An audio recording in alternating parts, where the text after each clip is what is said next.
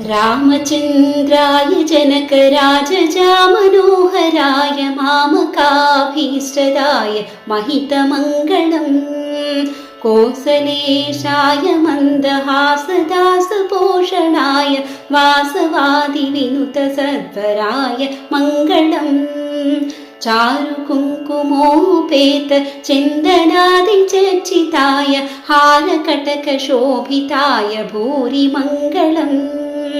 ललितरत्नकुण्डलाय तुलसीवनमालिकाय जलजसदृशदेहाय चारुमङ्गलम्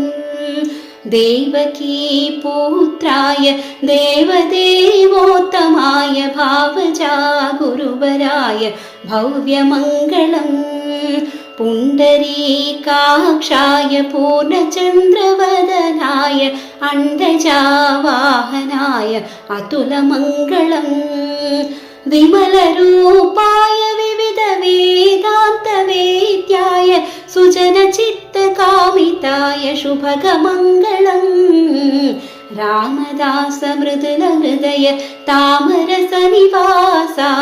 स्वामी भद्रगिरिवराय सर्वमङ्गलम् सर्वमङ्गलम् सर्वमङ्गलम्।